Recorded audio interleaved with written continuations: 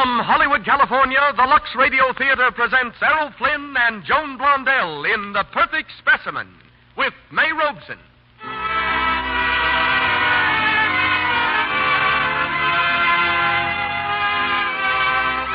Lux presents Hollywood. This is a play which tells how romance comes to a young man who never does anything the wrong way. Starred, as they were on the screen, are Errol Flynn, Joan Blondell, and May Robeson. And our special guest is Dr. Floyd L. Rue, distinguished psychologist of the University of Southern California. Conducting our music is Louis Silvers. Now, before turning the microphone over to Mr. DeMille, may I say a word about the famous white soap that brings you this program. When the lovely Hollywood stars talk about feminine charm, lovely women everywhere listen. And that's why Lux Toilet Soap, the screen star's gentle complexion care, is being used more and more as a bath soap, too. Such beautiful stars as Loretta Young say, with fragrant Lux soap, it's easy to be sure of daintiness. Its active lather leaves skin fresh and sweet. I always use it. You'll be delighted with the rich, fragrant lather of Lux Toilet Soap, with the delicate perfume it leaves on your skin. Make it your daily beauty bath. And here's your host and the producer of the Lux Radio Theater. Ladies and gentlemen, Mr. Cecil B. DeMille.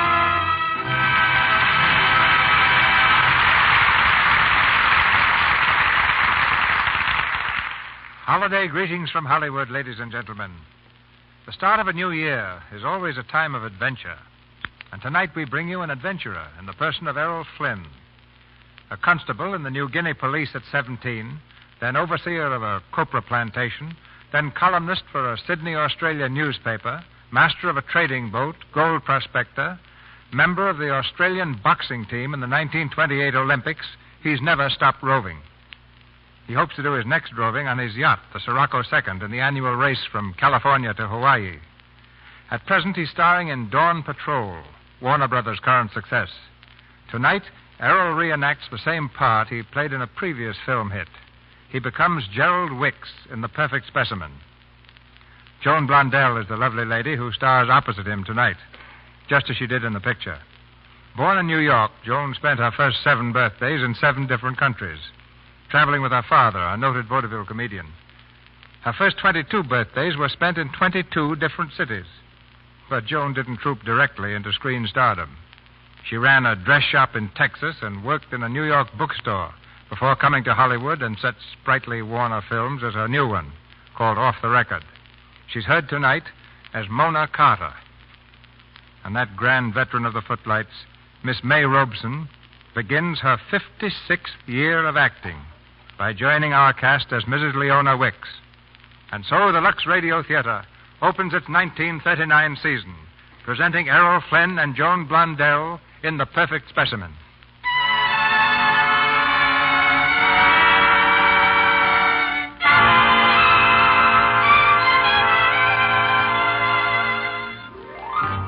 Morning at Wickstead, the imposing estate of the fabulous Mrs. Leona Wicks and her still more fabulous grandson, Gerald.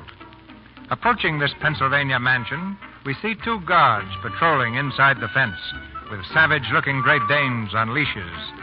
Before the door of the house is a sign that reads, "Don't enter without ringing."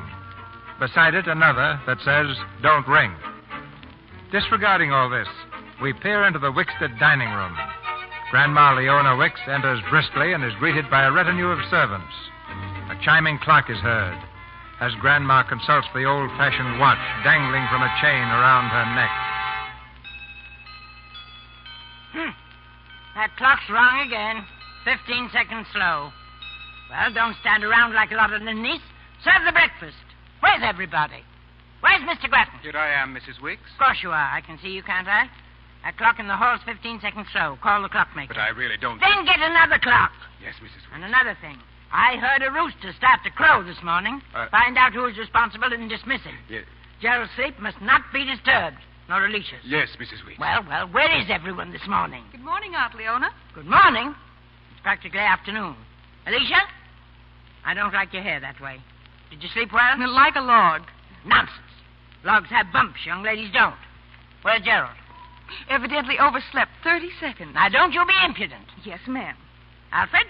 What's my grandson's schedule for today? Oh, outdoor study, 10 o'clock. Business administration, 11. Luncheon, 12:30. Scientific relaxation till 2. Gymnasium till 3. Industrial law and interstate commerce till 4. Go on. Relaxation in the open and the reading of some improving work till dinner. After dinner... After dinner, he gets locked in his cell. What a life. Don't mumble, Alicia. What were you saying? Aunt Leona, you trust me with Gerald, don't you? I decided he should marry you, didn't I? Well, Then why couldn't we go out and have some fun once in a while? There's a dance tonight. now don't be absurd. You can dance here. Gerald dances perfectly, his instructors tell me. That's the trouble, Aunt Leona.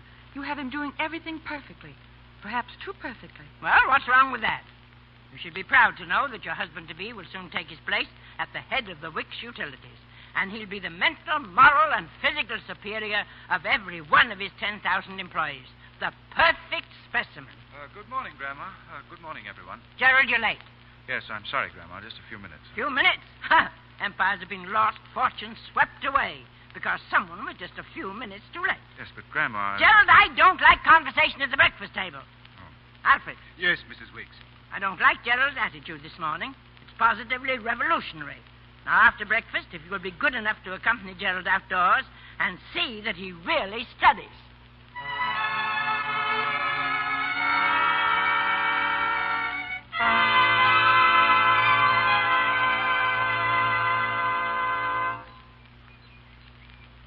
You know, it's a funny thing, Grattan. I don't understand Grandma saying that. She knows perfectly well I always keep up with my schedule. Yes, so I see. Impressive-looking book, that. What is it, Mr. Gerald? This?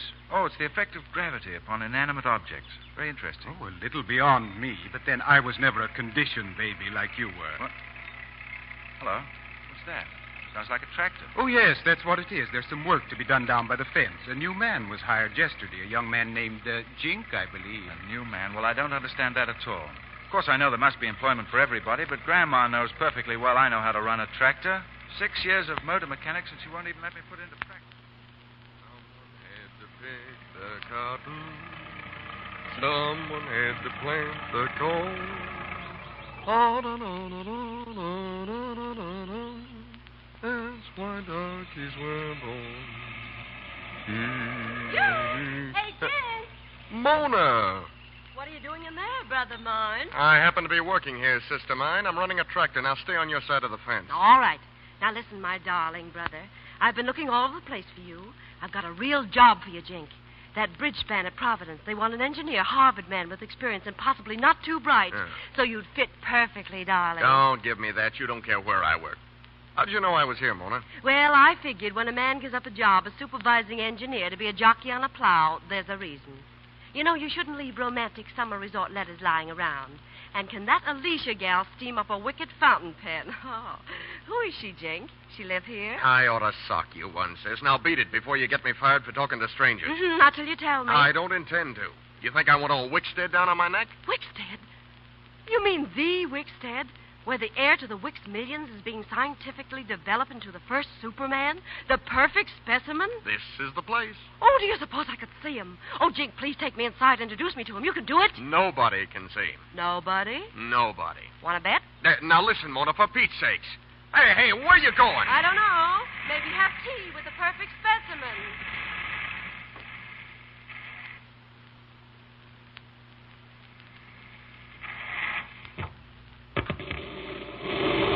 Hey, young lady. What do you mean driving through our fence? Oh, hello. Are you hurt? I don't know yet. Who are you? My name is Wicks. Gerald Beresford Wicks. I live here. Oh, I see. My name's Mona Carter. Do you mind if I get out and look at the damage? No, not at all. Huh. You're certainly very calm. Most girls would be in hysterics by now, crashing through a fence. You must have plenty of nerve. Nerve? You have no idea. Oh, well, don't worry. I'm onto your game. Game? Yes, they all try it. Who all try what? Women, to be fascinating. But I was too smart for you. I saw through you almost at once. Are you a reporter? No, I am not a reporter. Well, they sometimes are, reporters and photographers. They pop out of bushes at you around here. Are you sure you're... I told you I'm not a reporter. Oh, well then, who are you? Oh, I'm sort of a Dr. Jekyll and Mr. Hyde. When I do things like crashing through a fence, it's the Tilly Specknagel in me coming out. The witch? Tilly Specknagel. You see, when I was a kid and did anything stealing jam or breaking a window, I always said it was a little girl named Tilly Specknagel that did it. I'm usually a very well-behaved young lady named Mona Carter, but Tilly's always there, lurking. Lurking. Yeah, and ready to smash through. You've certainly smashed through. Not much damage to the car, though. How do you know? Well, I've just been looking at it. I'm a master mechanic. Oh, yes, you would be. The perfect specimen must be all things. Of course. Of course. You know, I've always wanted to meet you, Mr. Wicks. Oh, you are a reporter. I am not. Don't you dare call me a reporter again. Well, there's only one other thing you could be. You're a designing female. I am not, you idiot. I wouldn't marry you if... Well, in the first place, you're stiff and you're dull, and worst of all, you're conceited. Conceited? No, I don't think I'm conceited. Hey, tell me something. Have you ever been tight? Tight? Of course not. Grandma wouldn't stand Ever for seen it. a burlesque show? Why, certainly not. Why, Grandma... Ever kissed a girl? Now, listen. Don't you start anything. I can't afford to be compromised. You can't afford to. Well, and you think you're not conceited. Oh. Say, listen. Why don't you mix with the common herd? Are you really so fragile you have to stay cooped up in here? Hey, did you ever think of running away? Running away? Where to?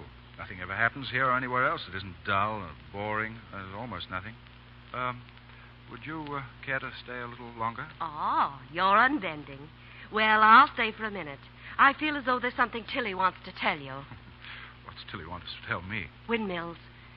Do you know what you need, my friend? You need to tilt a windmill or two. Windmill or two? Yeah, didn't you ever read Don Quixote? Well, naturally, I've read everything that's improving to the mind, but... Oh, yes, Don Quixote, the man that fought the windmill. Marvelous. Well, thanks for everything. And if Grandma ever releases you on parole... She won't. Or if you decide to hop over the walls, remember you've got a friend. You? Nope. Tilly Specknagel. Tilly wants me to tell you that she'd love to help an escaped convict. Goodbye. Hey. Girl! Oh, I'd better stay. Girl! Don't you dare drive off. All right, Grandma. Take a number, Gerald. What's all this?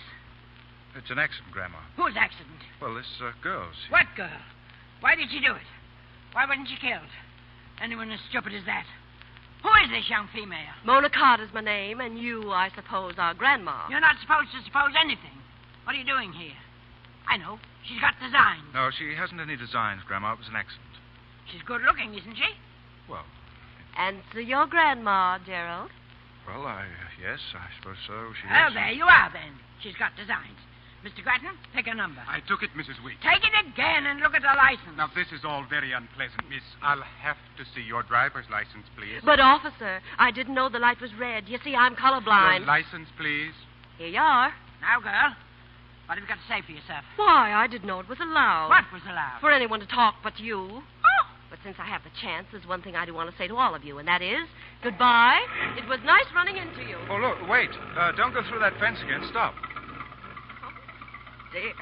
All I do is start and stop this car. Well, what is it? Well, I don't know. I do, Gerald. Remember what I said about windmills? what are you two whispering about? Gerald, do you remember? Yes. You mean Don Quixote? Windmills? Yeah. Tilt 'em, eh? Well, start with Grandma. You'll never meet a bigger one.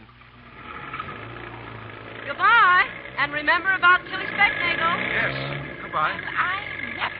Why, the young hussy. Yes. Grandma, Well, what is it, Gerald? have we a Well, copy of Don Quixote in the house? Huh?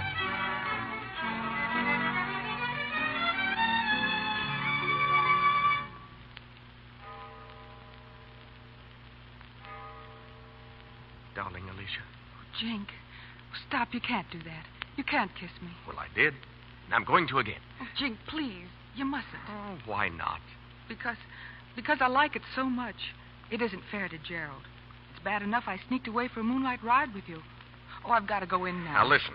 If you don't tell that puffed-up ego he's not engaged to you anymore, I'm going to walk in there and kick the It little... isn't Gerald I'm worried about. It's Grandma Grandma Wicks. Oh, why don't you try to understand? She's been set on my marrying Gerald since I was 16. She's my guardian. I have nothing of my own.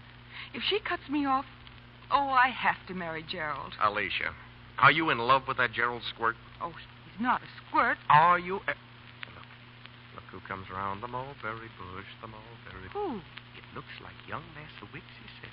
Gerald, at this hour? Oh, Jink, better let me go. Bye, darling. Hey. What? Hey, you. Oh, yes, you're the tractor man. Yeah, it's kind of dark. How'd you know? Well, you're sitting on your tractor. Brilliant. Is that your car over there? Down to the last rattle. What about it? Oh, nothing, except I was going to steal it. Well, I saw you. Now I think I'll just borrow it. I want to pay a visit. If you'll stay away for a year, you can have it. Oh, I'll only be gone for the night. Will you rent it then? How much? $25. Okay, it's a deal. Right, here. And I say, my man, don't mention it, sorry. Oh, very well, my good fellow. If you never come back, it'll be too soon. What? I said give her plenty of oil, and she'll take you to the top of the world. Oh, yes. Thanks. That's where I'm going, the top of the world. Whoa-ho!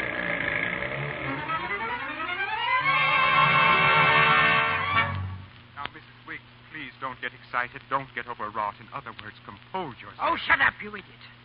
Where's Gerald? Gerald? Oh, yeah. Oh, yes. I was coming to that. He's nowhere to be found. Well, he's got to be found. Don't tell me he can drop from sight in broad daylight. But they've been over the estate with a curry comb. Perhaps he's run away. Oh, stuff and nonsense. What did he want to do that for? Didn't he have everything in the world? And he's been kidnapped. That's what. Well, don't stand about like a brace of nincompoops. Move. Telephone the G-men or whatever their ridiculous names are. Call the police. Oh, yes, Mrs. Wiggs. Aunt Leona, do you think the girl who broke through the fence yesterday could have anything to do with it? Hello. Get me the police. Oh, fiddle-faddle. What earth did we... Alicia, you might be right. Whatever gave you that idea? Well, I... Here's the phone, Mrs. Wiggs. Well, give it to me. Hello. Police. My grandson's been kidnapped. What? Why, I'm Mrs. Leona Wicks. Who did you think I was?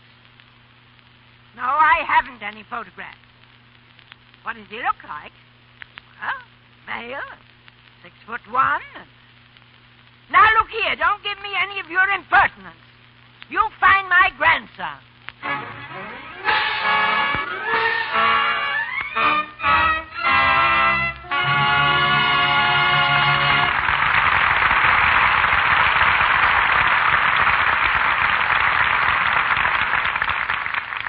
In just a few minutes, Mr. DeMille and our stars will return for Act Two of The Perfect Specimen. Meantime, in our brief intermission, let's eavesdrop for a few minutes on someone who's a good friend of all of us, our corner grocer. Morning, Joe. Oh, I'm okay. I was a little tuckered out Saturday night. You see, some people don't decide what to have for Sunday dinner till awful late. Oh, now, answer that, will you, Joe? Oh, Mrs. Van Buren? I'll take it. You, say somebody must have been walking on eggs over here. I don't understand. Broken? Oh, I'm mighty sorry. I'll send over another dozen right away. Oh, Bill, take these. And remember, Mrs. Van Buren prefers to scramble them herself. Oh, Mrs. Brown's chauffeur left her order this morning. Help me get it together, will you, Joe? And let's see. Dozen oranges, 3 pounds of print butter, dozen Lux soap. You know, Joe, that lady could spend any amount on expensive soaps, but she always gets Lux. Says it's fine for her skin. Some swell-looking lady, too. You know, I was telling the wife about her, and she kind of sniffed and said, well, what's wrong with my looks? Me and the movie star's been using Lux soap for years. And confidentially, Joe, you've got to admit that she's there when it comes to looks, now don't you? Oh, quick, Joe, here comes Mrs. Norton. You know how she hates to wait. Yes, your grocer or druggist will tell you he sells dozens of cakes of Lux toilet soap to women who buy the best. For no finer toilet soap can be made than this gentle, white, delicately perfumed soap. And yet, it is very inexpensive. Lux soap cares for more famous complexions than any other soap in the world. 9 out of 10 Hollywood stars use it. And it cares for the complexions of just plain folks, too. Fine-looking women and girls the country over. Its active lather removes dust, dirt, stale cosmetics thoroughly. Screen stars tell you it's foolish to risk cosmetic skin, dullness, tiny blemishes, enlarged pores. Use Lux toilet soap regularly. We do. Here's our producer, Mr. DeMille. We continue with The Perfect Specimen, starring Errol Flynn and Joan Blondell with May Robeson.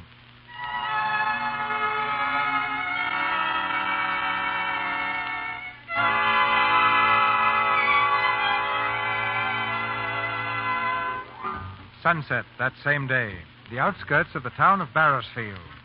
Gerald drives up to a small garage and honks his horn. Getting no reply, he honks it again. Cicero Hooker, the proprietor, comes out and looks at Gerald with definite annoyance. There, young feller. I ain't thief. Shall I fill her up? No, thanks. I'm looking for the Carter residence. Well, you can take your choice. There's a whole flock of them around here. Well, the Carter I'm looking for has a daughter. Well, they all got daughters. Oh, well, this one's rather nice looking. Well, why didn't you say so? That there is Professor Carter's gal. Say, if you think she's only kind of nice looking, you'd better get you some cheaters. Yes, but where'd she live? Well, you go straight down the street here and you turn to your right at the first road outside of town. Then you sort of dog-leg past the red schoolhouse, and it's a white house there with a picket fence around her. Oh, picket fence. Well, thanks very much.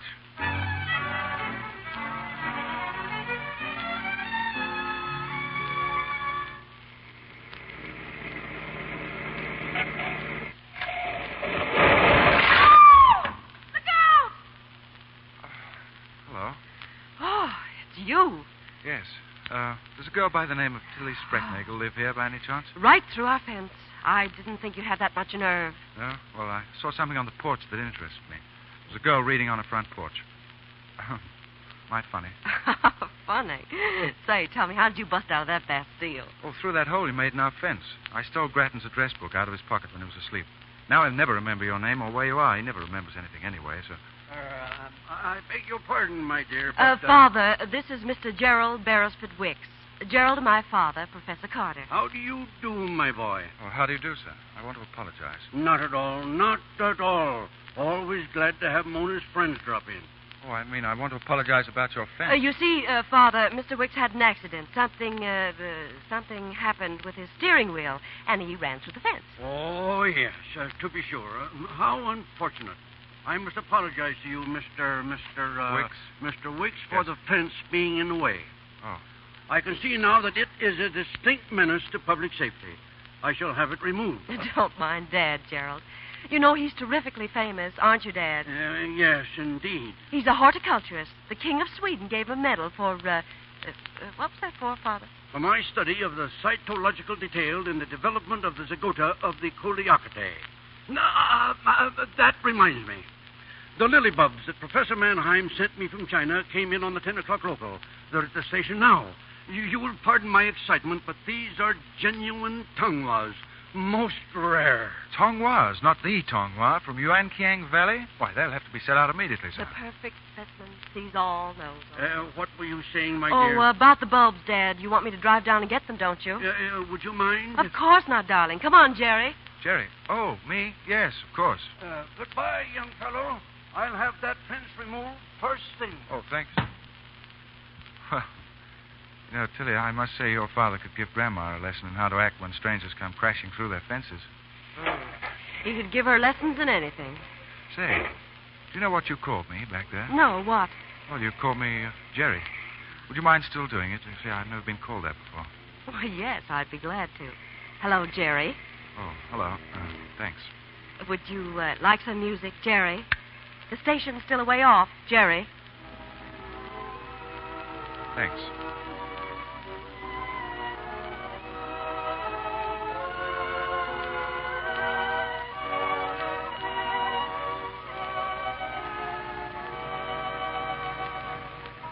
Ladies and gentlemen, we interrupt this program to bring you an unverified report stating that Gerald Beresford Wicks, heir to the Wicks Utilities and the $30 million estate of the nationally famous eccentric Mrs. Leona Wicks, is missing, feared kidnapped.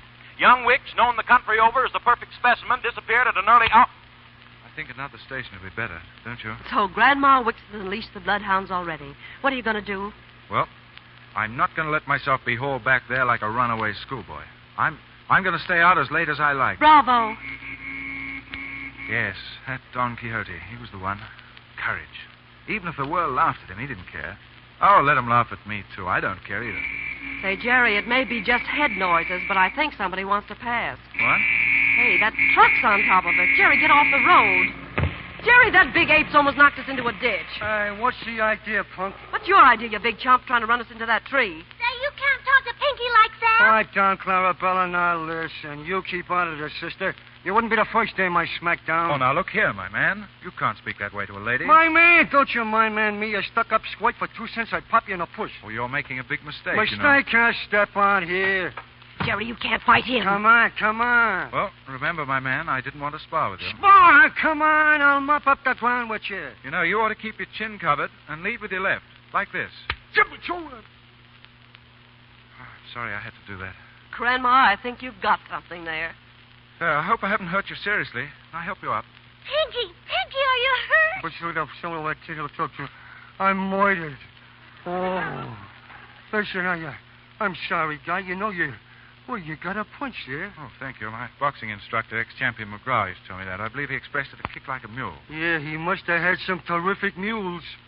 Well, my name's Pinky Cassidy, and this is me Dame Clarabella Murphy. Oh, how do you do? This is Miss Mona Carter, and my name is Gerald... Gerald? You mean to say I got licked by a guy named Gerald? I'll call you Tricky. Pinky, look at your eye. Look at me eye? Where's me eye? What's the matter with it? Oh, how can a guy see his eye? Look in my mirror. Whoa, holy mackerel. Get a load of that lamp. Hey, Tricky, this is terrible. Now, Pinky, be a man. It'll be all right in a day or so. No, it ain't that. It's just in about an hour I'm going to have another fight. Well, don't forget to lead with your left. Where's the fight? It's the annual picnic at a truck drivers and Teamsters local. They got eats and beer and games and dancing, but the best thing on the whole program is the prize fight. Yeah, and Pinky was going to get $150 for fighting the headliner, but he can't with his eye closed up. We was going to take the dough and get married on it. No, we can't. Oh. Well, of course, he might not have won, you know. I say, how about my substituting for you? You know, allow me to fight in your place. Whoa, what? Would you do that, Tricky? Say, what a pal. What a pal. Shake, pal. Oh, thanks, pal. Now, if you'll tell me how to get to this picnic, then we... right. All right, come on, Mona. Remember those windmills.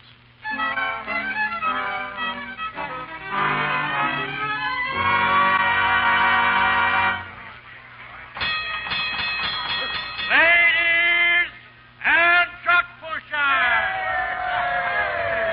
main bout, 10 rounds, between 190 pounds, for Reform Connolly, in this corner,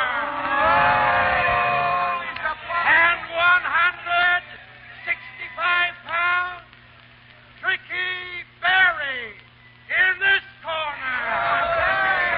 Referee, Sheriff Snodgrass. Jerry, it's me. Here's the ringside. Jerry, you. Hello, windmills. Here goes a fight. You nervous, Clarabelle? Nervous? Say, I felt the same way once when I seen a guy walk a tightrope between two buildings. He almost made it. Almost? Yeah. Say, you in love with Tricky? I have a great admiration for him. Look, Tricky's dancing around. Dorfum's jabbing at him always. Wait till Grandma sees it. Hey, what's all those fancy steps Tricky's doing? Hey, He's go with boxing. it over that butterfly. Get up on me when you catch him, chloroform. Oh, Clarabelle, you'll kill him. What's the matter with you, Tricky? You got saved by the stands, huh? No, Mr. Conley, but it's very kind of you to ask. Thank you. Is that your Goyle over there? Well, There. Right on the ball. Clarabelle, Jerry, Two, stop. 3, 4, Jerry, stay down. You'll 7, murder 8, you. 9. Boy, that was close. It's a good thing they rang the bell. Oh, Clarabelle, I'm scared stiff. Oh, Pinky's in there taking good care of him. Pinky used to work in a Twike's bear. Let me throw in the top, pal. You ain't going back in there with that gorilla. oh, yes, I am. This Mr. Conley is a very deceiving character. He might think he beat me. What do you mean, think? Ladies and gentlemen, the rest of this fight will be refereed by Ikey Bloomfeld. Excuse me. What? Hey, Sheriff, what's the idea? Can't help it, Pinky. There's been a big kidnapping. Gerald's Beresford Wicks. They got a dragnet out all over the United States and Canada. We got orders to watch all roads, stop all cars. They say there's a woman involved, and it's my duty as sheriff of this county to assist the search. Carry on, John. I'm sorry, Pinky, but I'm afraid I'll have to knock this nice Mr. Conley out. Something unexpected's happened. I've got to get out of here immediately. Yeah, that's it, kid. You knock him out, I hope. hello there, Softy. You're coming up for more, eh? I beg your pardon, Mr. Connolly, but I have to do this. 2, 3, 4, 5, 6, 7, 8, think he's gonna be 9, out, too. out! Ricky Berry, the winner!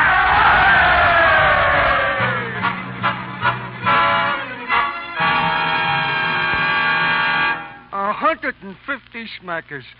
Gee, I don't know how to take it, Tricky, but you know, I feel like a tramp taking a whole wad. Oh, go on and take it, stupid. You know you're going to anyway.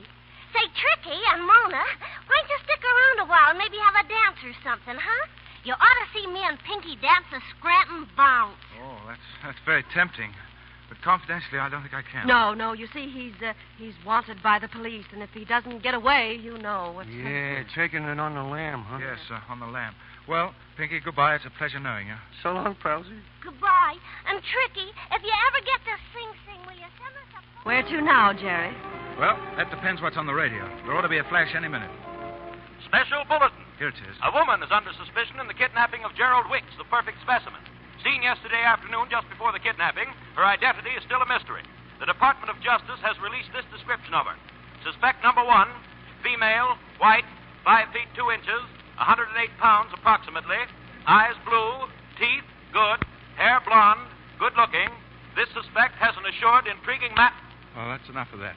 I knew that Grattan has a terrible memory. Does that really sound like me, Jerry? The assured, intriguing manner part of it? Well, come to think of it, it does. Jerry, you better take me home. They'll catch up with me, you know. I'm wanted by the law for kidnapping, and I'm scared. Scared? What about those windmills? What's that got to do with it? Well, you said if I was ever wanted to fight with a windmill, you'd be out with me. No, I'm not through fighting windmills, Tilly. We're not going home either. In fact, we're going to park right here and look at the river. Moonlight on the water. It's lovely. Yes, and peaceful. Mona. What? Mona, you once asked me if I ever kissed a girl. Mm-hmm. Well? Well, Hello there, folks. Who's that? Hi there. Oh, Lord, a hitchhiker. Look at him. Oh, he's wearing a flowing tie and shorts. He'll catch cold. He'll catch a free ride back to the asylum if he's what I think he is. Blessings on you, Samaritans, too. I've been with Oscar Hoist of you, McCornsford. Oh, certainly, but we're planning to sit here a while. Oh, fine. I'm not in a hurry. Oh. Well, do you mind riding in the back seat? A lift I shall scorn not, be it ever so humble. A front seat, a back seat, or even a rumble. That's poetry. Oh, a poet. Perhaps you've heard of me. Killigrew Shaw. No, can't say that. I was afraid not. Few people have. Where to, Mr. Shaw? My home, if you don't mind. It's somewhere around here, but I'm not quite sure where. I'm not very practical, you know, but I think a couple of turns to the right would find it.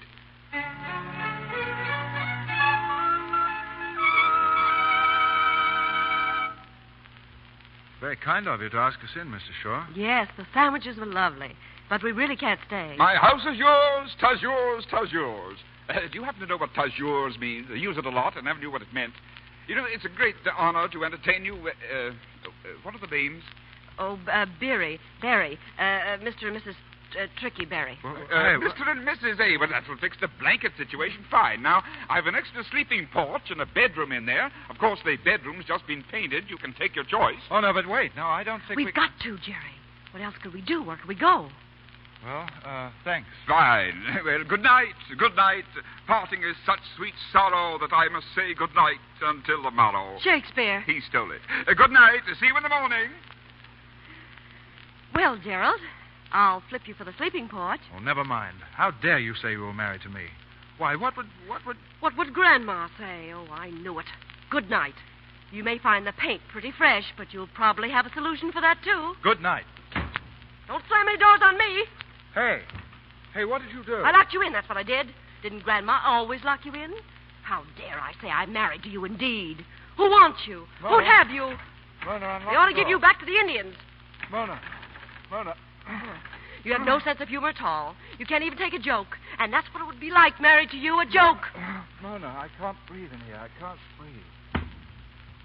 Jerry, what's the matter? Jerry, speak to me. Oh, what have I done? Say something, Jerry. Oh, yes. Yes, I'm all right now, I think. couldn't breathe. And hear the paint. Oh. Oh, darling, I'm so sorry. Please tell me it's all right, Jerry. It's all right, darling.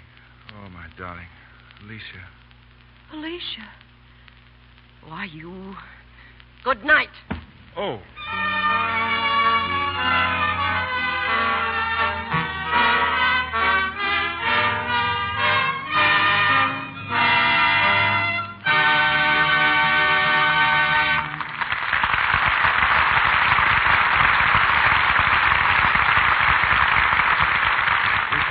Station identification.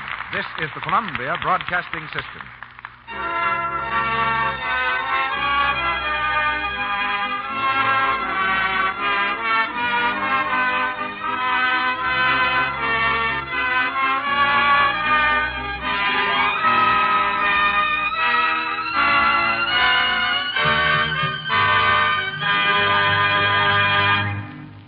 We've completed the second act of The Perfect Specimen. And right after this short intermission, Errol Flynn, Joan Blondell, and May Robson will be heard in Act 3. In just a minute, our producer, Mr. DeMille, will bring you our special guest of the evening. Meanwhile, here's a tip for those clever women who know that clear, lovely skin wins and holds romance. 9 out of 10 glamorous Hollywood stars use Lux toilet soap as their complexion care. This mild white soap has active lather that removes dirt, dust, and stale cosmetics thoroughly and leaves your complexion fresh and lovely.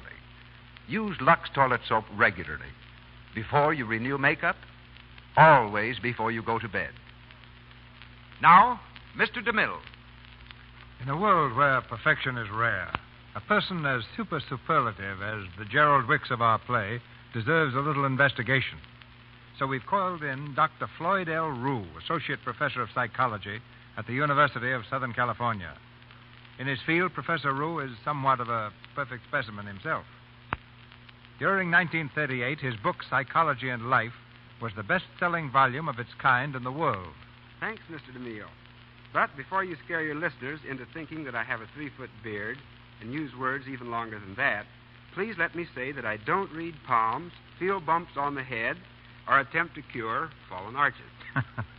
Having read your book, I can say that psychology is simply a science which attempts to understand the feelings of people and the reasons why they do things. Yes, that's about it. Now, take Gerald Wicks, for example. As a perfect specimen, is Gerald a trifle balmy, Professor? No, Gerald's just suffering from too much discipline. He's had an overdose of grandma. He's been bossed too much. Well, what's wrong with discipline? Too much bossing can make any man lose all hope. He'll swallow his pride till someday it boils over in an act of violence. The jails are full of such cases. Or he might easily seek to stimulate his wilted ego by reviving it in alcohol. Or he might do something as harmless as becoming a jitterbug, to forget his disappointment in sensations of sound and rhythm. Anyway, let's not worry too much about Gerald. Perhaps love may point the way, whether Grandma likes it or not.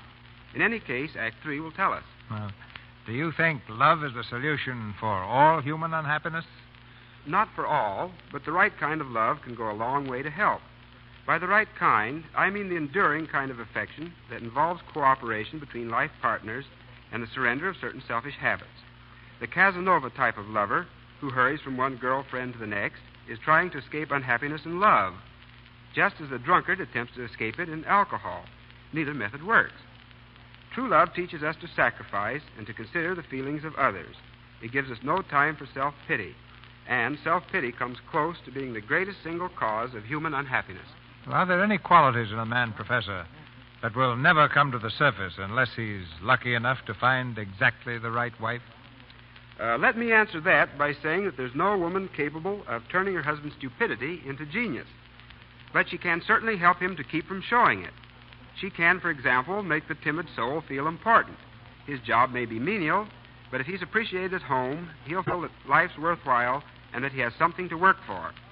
Sometimes an otherwise meek husband becomes a regular bully at home, roaring at his wife if the soup's cold and jumping on the children if they holler for the funny paper.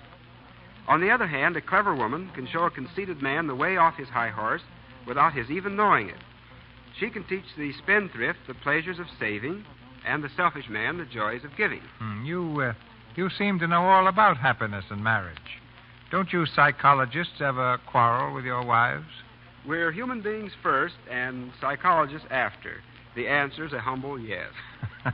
So what do you do in a case like that? We go to see a psychologist. Goodbye, Mr. DeMille. You're head man, Professor. The Perfect Specimen, starring Errol Flynn as Gerald and Joan Blundell as Mona, with May Robeson as Grandmother Wicks.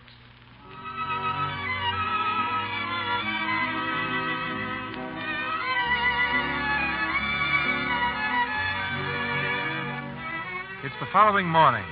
In Killigrew Shaw's kitchen, the poet and Mona are seated at the table eating a hearty breakfast. Gerald, with an apron tied around his waist, is at the stove frying flapjack. The flapjack's pretty good. Where'd you learn to cook? Well, you see, most of the big industrial plants today have their own cafeterias for the employees, and it's a duty of the employers to make sure the food is wholesome and well cooked. So is the prospective head. Shut up. Oh, yes. Oh, if I were the bride of a man who could cook, I do not but sit back in a nook with a book. I say that's pretty fair, isn't it? Yes, your corns are certainly better this morning. Yes.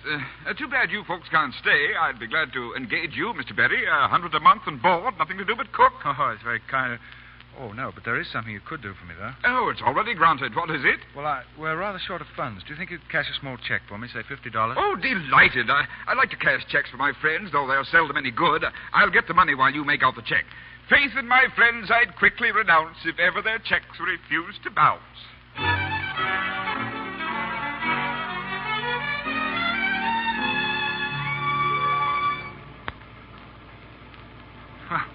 I'll always remember that Killigrew Shaw. Splendid chap, don't you think? Boom, boom, boom. Don't you think so? What? Hey, cat got your tongue? What's the matter? Nothing. Well, the rain's coming in. You better put down your window. Cold? Nope. Wet? Mm-hmm. Soaking. It's been raining for hours. What's the matter with you, Mona? You started out fine, but you've been getting grumpier and grumpier. I'm not grumpy. I'm thinking. What about? Windmills, mostly. The kind you can't lick. Who can't lick? I can lick 'em all. I can't. This one's a female windmill. And I didn't know about it till last night. By the way, I hate to be fussy, but I'd like to dry off. Oh, right. Well, we can stop right here in this town. You've got to get out of those wet clothes, quick. Don't you think the townspeople might object? I mean, stop in a hotel, of course. I'll get you a room. Say you ain't got any luggage, huh? No, you see, we only want a couple of rooms for a couple of hours until the storm lets up. I guess it's all right then. Never let it be said that Poppenville was unkind to out-of-town folks. Will you sign right here? If you'll excuse me, I'll arrange for a suite. Signed? Yeah, you have to. Didn't you know that? Well, Grattan always did the signing for Grandma and me. Well, don't sign your right name. No, of course I won't. Mr. G.B. Berry. What about me?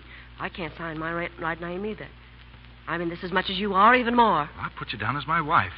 I never had a wife, so even if they find out it's me, they'll never know who you are, will they? I wouldn't want anyone to know I was your wife. Who wants to be your wife? What's the matter? Nothing. You big dope.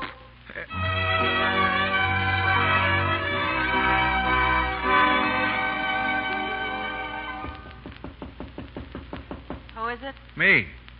Come in. Hello. Listening for radio reports? Yeah. And I'm thinking about what Tilly Specknagel got me into this time. Huh. Well, my clothes are all dried out. I'm all set to start again. If only the rain will let up. Oh, I say. You look very attractive. Wrapped up in this old blanket, toasting my toes in the cinders. I'm an Indian. You're a darling. Look out, Jerry. You're weakening. Oh, no. Mona, don't make fun of me. I mean it. Yesterday and today with you, I never knew before how marvelous life could be, and people on the outside could be. It's been thrilling. I've hated to think of it ending. Mona, do you suppose we could, I think we'd better start. No, listen to me. We'd better. Mona, darling, I'm in love with you. I suppose I have been ever since that time you came crashing through our fence. 2 days ago. Who was it? Yes. Well, I don't care if it was 5 minutes ago. I'm in love with you, for keeps.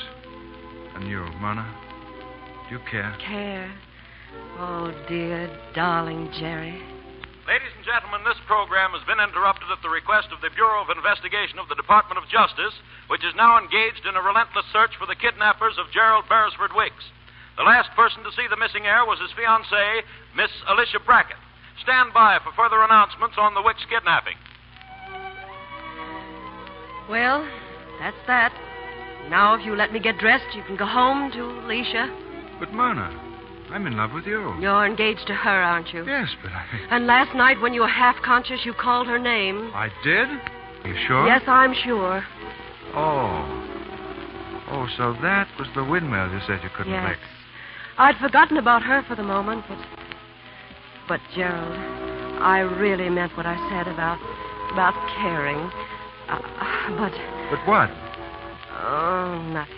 I guess just but. Go on, Gerald. I'll be dressed in a little while and we can leave. Remember, they're hunting for you. Me, too. Well, let them hunt. But, Alicia... Oh, shut up. Now, you get dressed and I'll be back in 10 minutes and you be ready.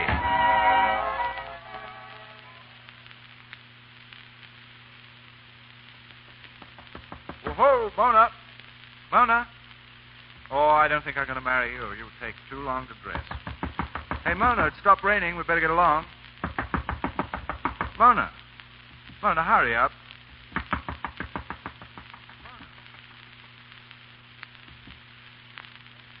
Cook. Good evening, Mr. Cook, did you see my wife? Yep. She went out of here like a shot out of a gun. She was crying, too. She was crying? Yep. Too bad, mister.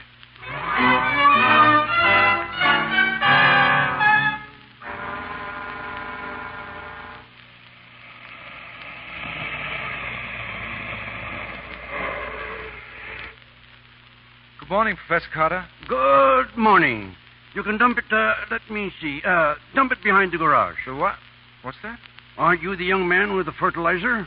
Oh, no. I'm looking for your daughter, Mona. Who? Oh, yes, of course. My daughter. Well, she's not in. She's gone to Europe. Europe? Or was it Europe? No, I'm thinking of the time she came back from Europe. She's going to visit some friends. That's it, friends. Well, where are these friends, sir? I really don't know. But she'll be back in 2 or 3 weeks, I think. Won't you come in and wait? Oh, well, no, thanks. I better be going along, I think.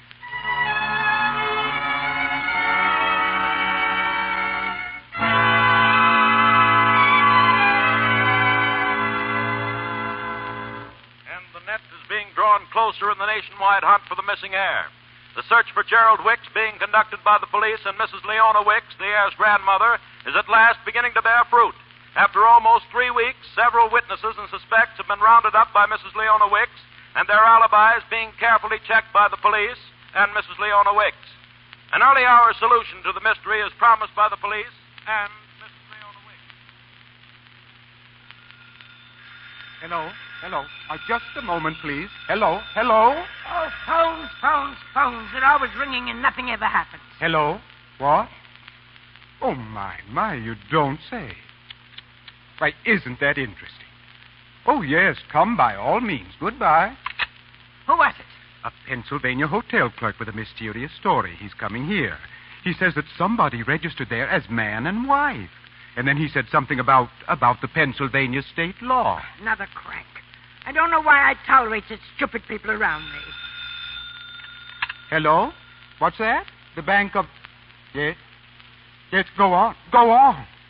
Oh, my goodness. Well, now what is it? Oh, it's the state police. Oh. A Pennsylvania bank received a check made out by Gerald for $50 the day after he disappeared. It was endorsed by one of the kidnappers named Killigrew Shaw.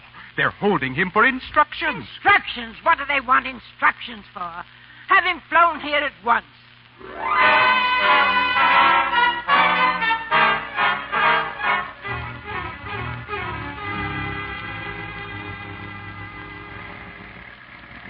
Someone had to pick the cotton. Jake, you're the most stubborn, unreasonable... Alicia, you still here? Oh, please help me, darling. Do you or do you not know where Gerald is? Wait a minute. Did you say darling? Yes. That's different. I might have an idea where to find him. Then please tell me. If I do, I'm asking this for the last time, I hope. Will you marry me? We could set up housekeeping mighty pretty with that $25,000 reward, honey. All right, Jink. But we've got to find Gerald. Where is he? Well, I don't know. Jink. But a girl once crashed through a fence. Jink, will you please? And I know where she lives. Now listen. In a little Pennsylvania town. Oh, stop. And if my hunch is right, then he's there, too. Come on, Alicia. Jink, will you please? There's a gas station up there. What gas station? The one Dad said he was working at. Who was working at? Keep down low and hide your face. Good morning. Morning. My car's on the fritz. Think you could fix it? Sure. Master mechanic. So's your Grandma Wicks. What's that? There he is, Alicia. Stick your head up. Gerald. Oh, no. Here, no, come no, back go here, you. What's the matter with you, Gerald? Oh, Alicia. I'm so sorry. But when I saw you just now, What? Well, it wasn't you. It was bars. Wicks there. Don'ts. Must. I just couldn't face it, that's all. You won't have to, Gerald. But you've got to come home. And don't worry about Alicia. She's going to marry me. She's got... Alicia? You are? Why, that's marvelous. And just what do you mean by that? Well, it's my... Well, you know. I know. It's the old Carter charm. You see, Alicia, I've got a fence-smashing sister named Mona.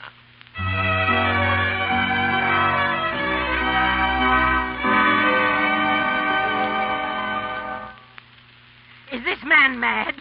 What's he talking about? Now, please, Mrs. Wicks, I'll try to speak to him. Now, you say you cashed a check for Mr. Gerald Wicks? For Gerald Wicks, I cashed a check. Oh, bad rhyme. Now listen here, Mr. Shaw. Where's my grandson? I don't know, but I'd like to see him again. He made marvelous flapjacks. Miss Mona Carter to see Mrs. Wicks. Carter, I knew it. Show her in. Yes, sir. You knew what, you idiot? Show who in. I knew I'd remember it someday. Mona Carter. That's the name of the young lady who assaulted our fence. Good morning. How dare you run off with my grandson? Where is he? What have you done with him? If you quit yelling, I'll tell you what I know. Alfred, the girl's impudent. Young lady, you're impudent. I'm not. I came here voluntarily to tell you that Mr. Shaw had nothing to do with Gerald's going away. He was not kidnapped. All he wanted to do was get away from this penitentiary for a while. And don't try to bully me like you did him. I won't stand for it. Why, you adventurous, you fortune hunter. You enticed him away. Oh, no, I didn't. I simply told him he was a fool to let himself be shut up here by a selfish, domineering old woman. And it worked. How dare you? Yes, and how it worked. Oh, if you'd only seen your precious Gerald slap down truck drivers, knock out prize fighters, scoop flapjacks. My grandson? Your grandson. Well, where's he now? Well, I don't know. I haven't seen him for 3 weeks. Don't you lie to me, girl. You've hidden him away somewhere where you can practice your wiles on him. Don't talk to me like that. I wouldn't marry him if you paid me to. Oh, you wouldn't, huh? And why not, miss? Because you're his grandmother. Oh, just a minute. Mr. Wicks. Did I hear you say you wouldn't marry me?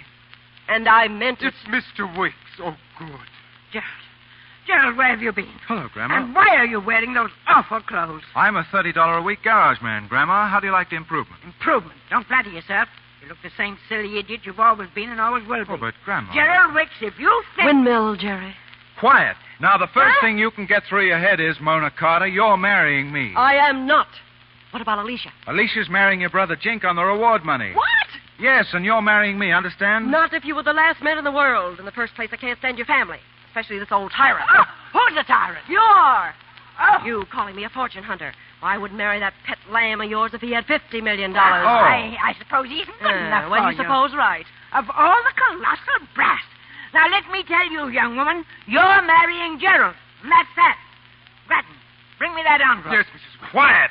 Sit down, Grattan. Quiet. Listen, Grandma, I'm choosing my wife, not you. That's what you think. This girl's got a will of her own. I like her.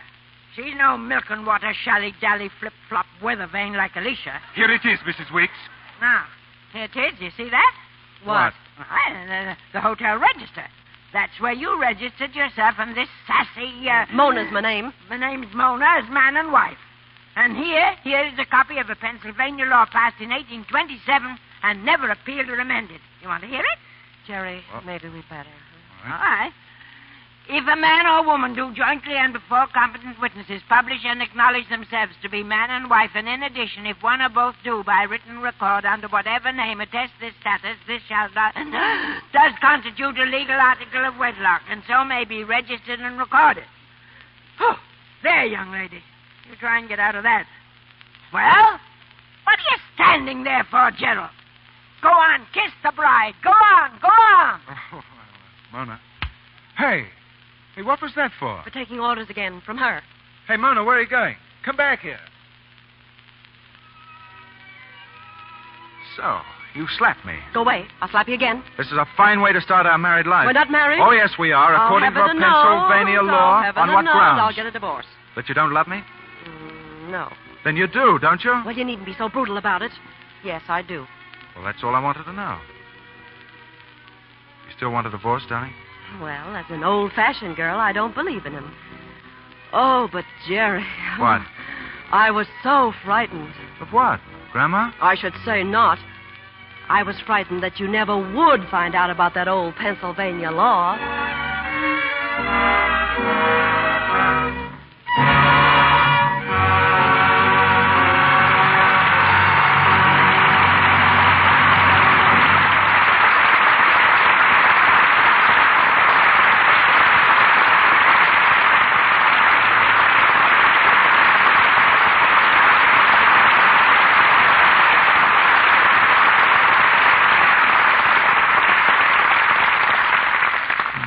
We've ended the play.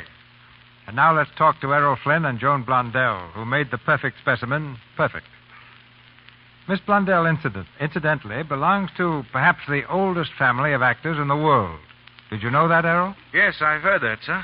And then wasn't there an Eric Blondell who once belonged to a theatrical group called the King James Players? That was back in 1603. Eric was a clown and got fired from the company regularly. But he had a friend who always managed to get his job back again. This friend also made quite a reputation for himself. His name was William Shakespeare. Yeah, I seem to recall the name. What part of Texas was he from? Oh.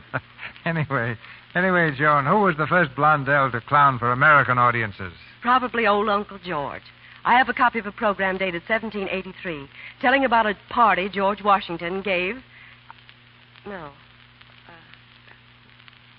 at Francis Tavern in New York, enlisting George Blondell as one of the entertainers. And the women didn't do so badly either. One of the Blondell girls has been on the stage for almost every generation for 300 years. Now, of course, Mr. DeMille, they didn't all use Lux soap. That's one of the good things that didn't come along until my time. But I'm one of your biggest boosters. I've always used it for the simple reason that I think Lux soap is the best complexion care there is. Well, that's one of the nicest compliments of the season, Joan, from one of the screen's most charming athletes. And here's one for you, Mr. Flynn. I've just seen Dawn Patrol, and my congratulations to you and Jack Warner for making it one of the finest aviation pictures ever filmed. Thank you, sir. It was a grand show to make, and I think everyone in it enjoyed it. Now that it's completed, you'll be sailing for Hawaii, won't you, Errol? Oh, not yet. That's in the summer. Early in the spring, there's some things called giant tuna, which hold a sort of jamboree down around Cat Cay in the Bahamas. Joan, they're the biggest tuna you ever saw. 500 and 600 pounds. Sometimes they go over. So. Yes, I know. Mm-hmm. Oh, well, if that's the way you feel about it, all right. I was going to bring you back a tuna fish sandwich, but... Well, thank you, Mr. DeMille, and good night. Make mine on rye, Skipper. Good night, Mr. DeMille. Good night, Joan. Good fishing, Errol.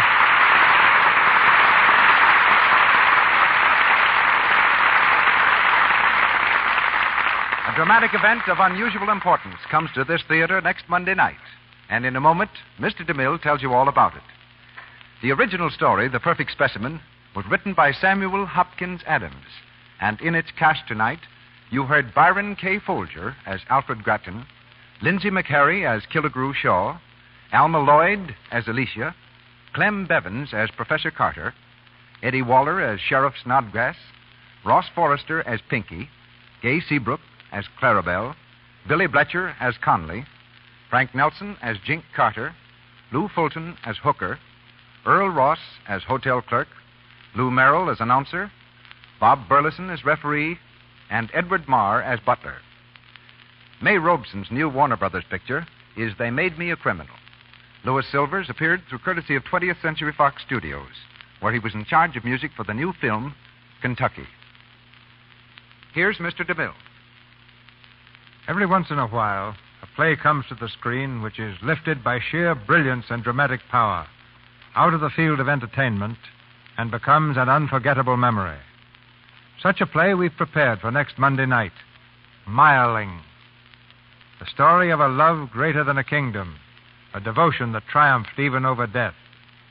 I'm happy to announce that Mireling brings back to this stage two superb artists. In the role of Prince Rudolph, you'll hear William Powell. And as Marie, the girl for whom he lost his heart and throne, Miss Janet Gaynor.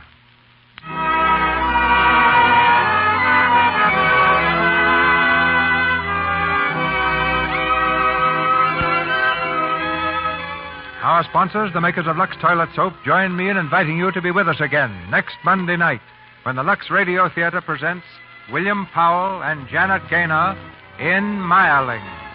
This is Cecil B. DeMille saying good night to you from Hollywood.